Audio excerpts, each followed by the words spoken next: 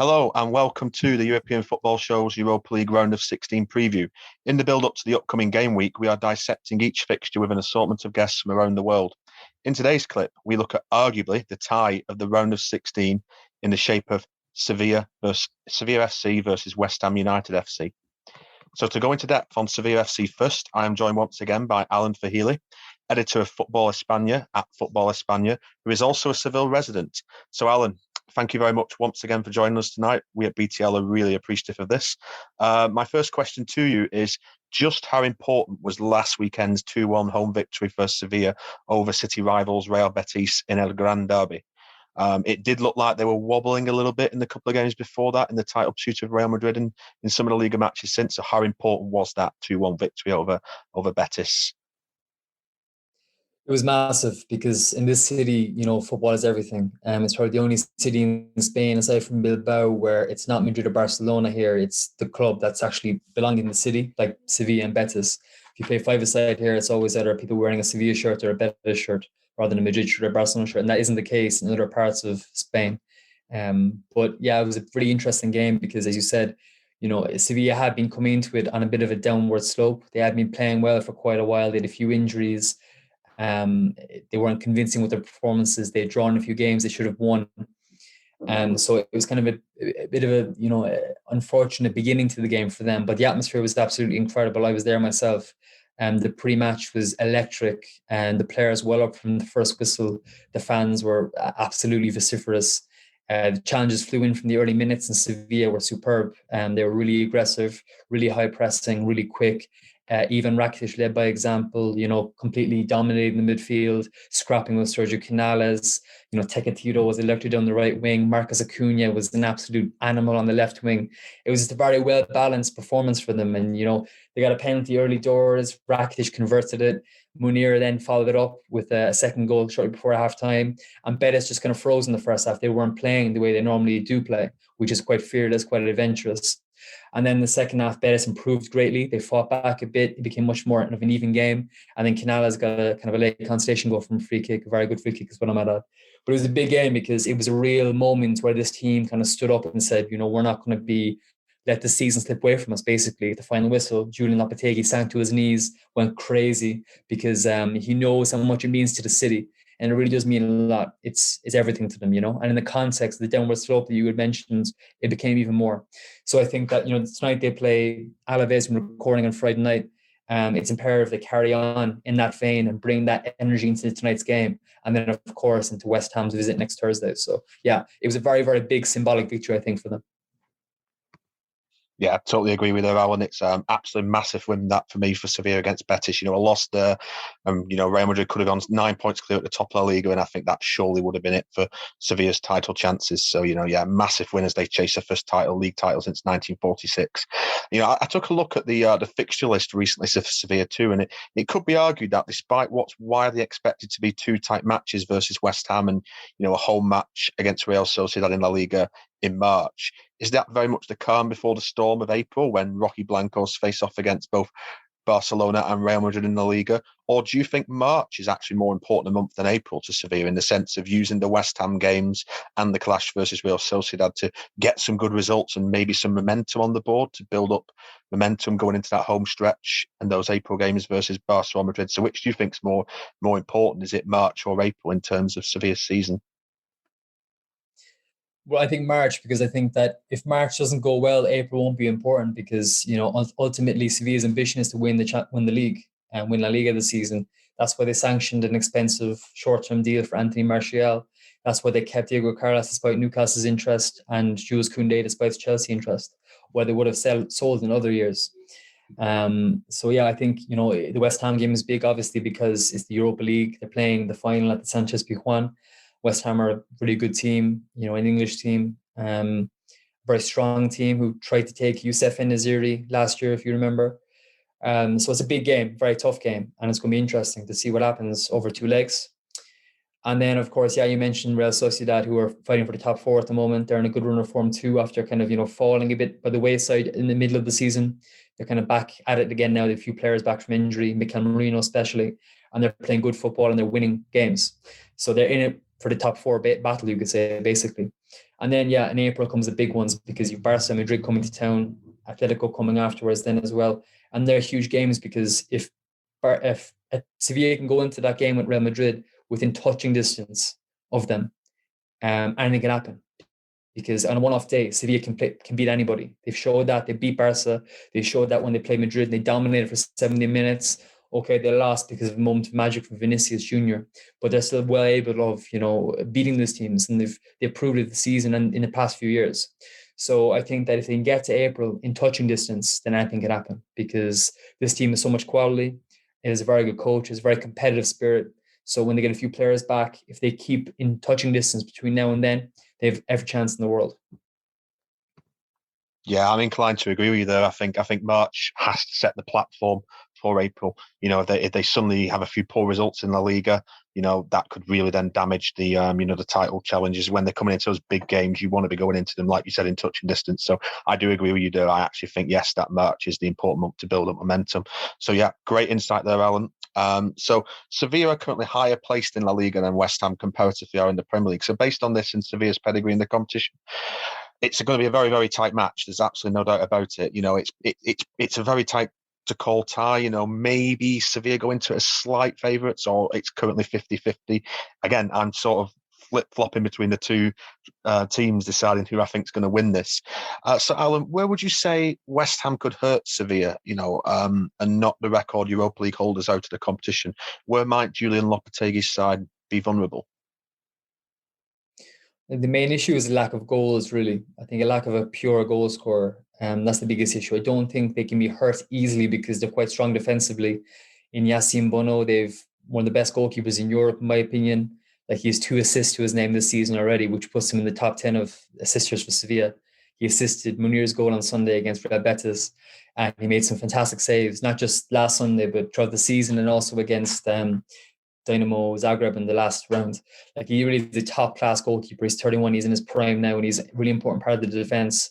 Jesus Navas is back and fully fit now again. He's alternating with Gonzalo Montiel, who's a very capable right back as well. Marcos Acuna is being absolutely superb this season. Genuinely, there's been talk that he's maybe the best left back or the best fullback even in Sevilla's history. That, if you were to pick two, it would be Dani Alves on the right and Marcos Acuna on the left. He's just unbelievable, a competitive animal, but also a player with so much quality. And the centre backs are very strong too. You have, Jules Koundé and Diego Carlos, who are quite well known, linked to moves to England in recent times. 2 very, very good complementary centre backs of different profiles, you could say. And they also have a host of holding midfielders like Fernando Regis. Obviously, he's the main man. He's one of the best holding midfielders in La Liga, formerly Man City, 35 years old, very experienced. And also he alternates with Nemanja Gudel, who's a very capable deputy, and he can also drop in as centre back too. So that defence is very, very strong. And the midfield is strong too. Joan Jordan is a very intelligent and capable midfielder. Ivan Rakitic has, of course, won everything there is to win. He's a very experienced player as well. And then going forward, you the likes of Lucas Ocampos, Papu Gomez, 2 very talented wide players. It's the striker is the issue, really. A goal scorer who's going to guarantee a threat in the final third. They don't really have one. I mean, Anthony Martial was signed to be that, but he's not quite done it yet. He scored 1 goal. He's had a couple of assists as well. He's injured at the moment. It's not known whether he'll be back for West Ham. And then similarly, Youssef Niziri is a good player, but he's not a top-class goal scorer. Likewise with Rafa Mir. So I think that West Ham could hurt Sevilla, of course, but I don't think there's any glaring weaknesses there in the defensive aspect. It would be more their inability to win the game as opposed to their proximity to lose the game, if that makes sense. Yeah, that's one thing I've highlighted with Sevilla a little bit of times. They don't kill games off, do they? It's almost they win by a solitary goal a lot of games. So yeah, lovely stuff there, Alan. And finally, one last thing. Can we have a score prediction from you, please, for the game? Either an aggregate score over the 2 legs, just which of the 2 sides you think will win, or if you're feeling very bold, both. Okay, I think it will be a draw in the first leg, and I think Sevilla will go and win it in the second leg in the London Stadium. I think it will be 1-1 in the first leg and 2-1 in the second leg. That's what I'll go with. But I think it will be one very, very late. Very, very late. Yeah, I've got to say, I'm really flip-flopping all the time between this game.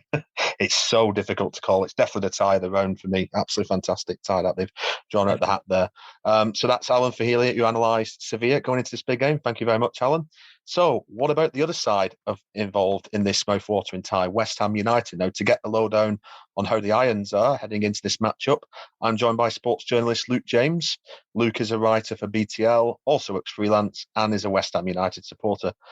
Luke, fantastic to have you on. Thank you very much for joining us today. It's greatly appreciated. So firstly, I assume given West Ham's brilliant sixth place finish in the Premier League last season, currently lying fifth place this campaign so far, and having topped the UEFA Europa League group with ease, you're a very happy hammer at the moment. Just describe in a few sentences the brilliant job what David Moyes has done for the club since he took charge halfway through 2019-20 and how he's transformed the club's fortunes. Yeah, for sure. I mean, if you take a really long-term look at his whole reign as West Ham manager, the second time that is, he's done a tremendous job taking the team from looking like they would probably get relegated all the way to into Champions League contention. He's done an amazing job. He's got the team working hard. I mean, when he first came into the club, it was not looking good. If you looked at the numbers in terms of the running statistics, West Ham were kind of at the bottom of the league in terms of distance covered. And since then, a lot has changed. You look at it long-term, great. Last couple of months, getting a little bit dicey. There was a fair amount of upset in January about the fact that the board didn't sanction any signings. There was talk, obviously, the new part owner came in. There was hope that kind of some more players would be brought in. That wasn't the case. And I think the team's form over recent weeks has started to show that the squad depth is starting to become a little bit of an issue. If we had this conversation 2 months ago, I think you'd be hearing a slightly more upbeat version of this conversation. But all in all, good. It's important to remember West Ham only 2 points back of Manchester United in the Premier League, having played the same number of games. If you said that 2 years ago, it would be unimaginable. But the last couple of months, a little bit shakier. Yeah, I have to say, when he was appointed back at West Ham for a second stint, I did fear a little bit for Hammer supporters. I and probably a great many other fans, I've got to admit, we feared the worst and probably thought, Moyes might have been a busted flush back then, but absolute full credit to him. He's revived his managerial career superbly in East London. Now, Luke, despite the excellent season so far last midweek, West Ham did exit the FA Cup at the fifth round stage, losing 3-1 away against Southampton FC. Are you fearful that result has the potential to possibly derail West Ham's excellent season so far? With the likes of Tottenham, Man United and Arsenal all being out of the FA Cup, has a good looking opportunity to win silverware expired there for West Ham? Or do you think, given West Ham are still in the race for a top four finish and are still in the Europa League, that the FA Cup exit could help in terms of lightening fixture congestion a little bit? I'd say so. At the same time, it's a really important couple of weeks for West Ham. Of course, they've got Sevilla on Thursday, then it's Aston Villa, Sevilla again, then Tottenham. It's going to be really, really close in terms of where they finish. If it's kind of somewhere towards ninth, somewhere towards fourth, it could really be anywhere in between.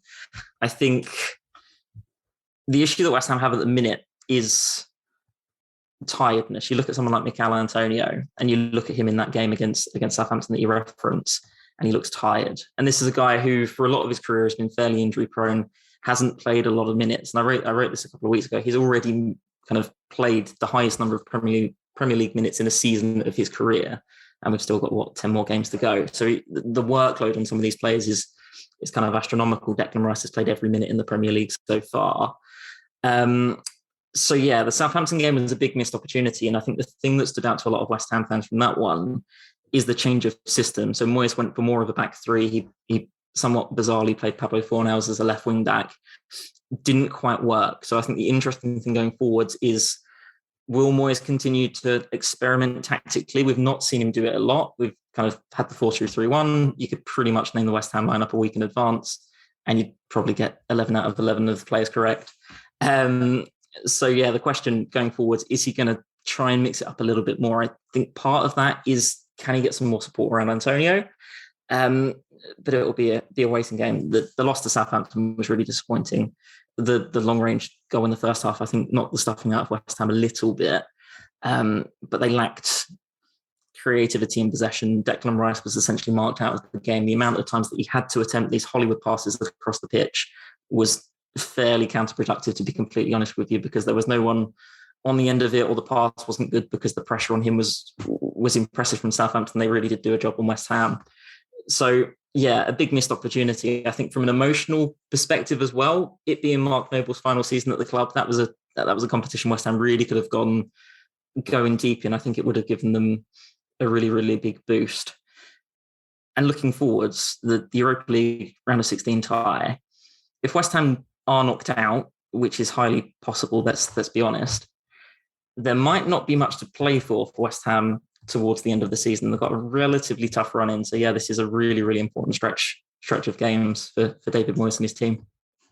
Yeah, good insight there, Luke. Brilliant insight there. Yeah, I was sort of like, I totally agree with you in the sense that January felt a bit anticlimactic from West Ham. I really thought there was the chance there to really put in a bid for a couple of players, get a couple of fresh players in. Because, yeah, I've seen the results in the last couple of weeks. It's been a little bit up and down, hasn't it? I've definitely noticed that. Yeah, you wonder, like you said, about players like Antonio and Rice maybe feeling a bit tired, a bit fatigued. And, yeah, a couple of signings in January, like they put in that bid for, wasn't it, Nunez from Benfica, but it was just so late in the window. Benfica were probably not going to accept it. So, yeah, I share your concerns there. So, yeah, brilliant insight, Luke. Thank you very much for that. So, yeah, the Europa League draw. So, on to that. It's not been kind for the Irons, pitching them against record UEFA Europa League winners in Sevilla FC. Although, for interested fans, I'm absolutely sure that they love this draw because it's definitely going to garner a lot of attention. I mean, one could argue West Ham are probably either slight underdogs going into this tie or that it's a 50-50 matchup and very difficult to call. I think that's a very good and balanced way of looking at it. So, Luke, could you summarise in a couple of sentences where West Ham might be able to hurt Sevilla? What are the strengths of this team which could propel them through to a Europa League quarter-final? Well, the strengths of the team as a whole, I think I need to talk about an individual, and it's Declan Rice. Is just this season has taken a huge step forward, a massive, massive step forward. And one of the criticisms from last summer from his time with England during the Euros was the idea that he can't progress the ball. He's a very one-dimensional midfielder. Yeah, he can kind of win it, he can move it sideways to the guy next to him, but there's nothing more to his game. I think we've put that discourse behind us now. I think people can see that, yeah, he can pick up the ball, he can drive through that left channel. And that's ultimately West Ham's strongest point, because you have a situation, especially when they play this 4-2-3-1, that 99 times out of 100 they do, Southampton came aside. Rice loves picking up the ball in that left channel, peeling wide, and is really, really good at driving up the pitch. I think that's the key area of the pitch for West Ham, because if he can link up with Pablo Fornals, it will cause any team problem. We've seen it all season long. So yeah, I'd say that's the main area of strength. And the reason why that's so important, and the reason that Rice being able to drift into that space is so important, overload the left side, is because it creates more space on the opposite flank for Jared Bowen to cut inside. West Ham are quite unbalanced, asymmetrical in the way that they attack, because Rice tends to move over to the left, and he's the main player from central midfield who's kind of tasked with getting forwards.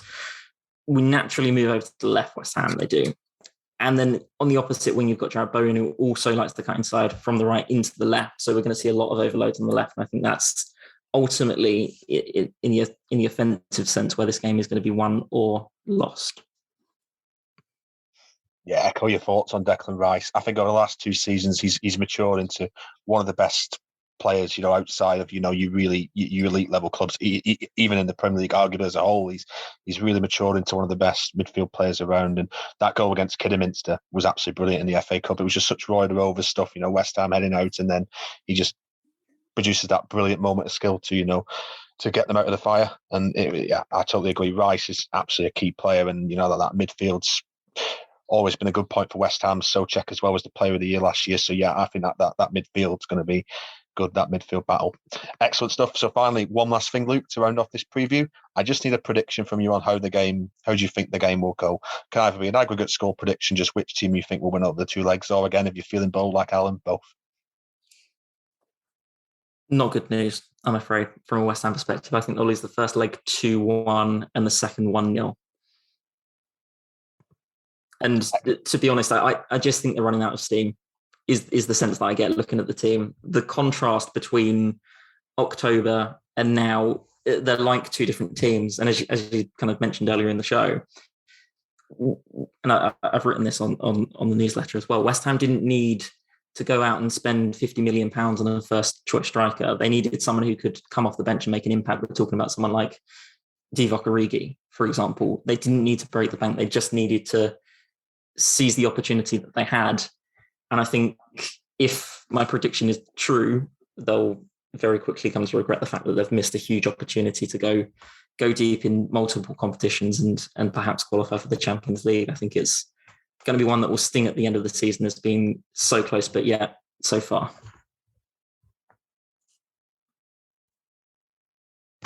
Yeah, absolutely. Yeah, I'm beginning to wonder whether the lack of signings in January show your concerns there. Whether the lack of signings in January might prove to be their undoing. But yeah, a huge thank you there to both Alan and Luke for their thoughts going into what should be an absolute terrific knockout tie. I'm definitely going to try and catch at least one leg of it myself. And that, folks, is your preview for Sevilla FC versus West Ham United.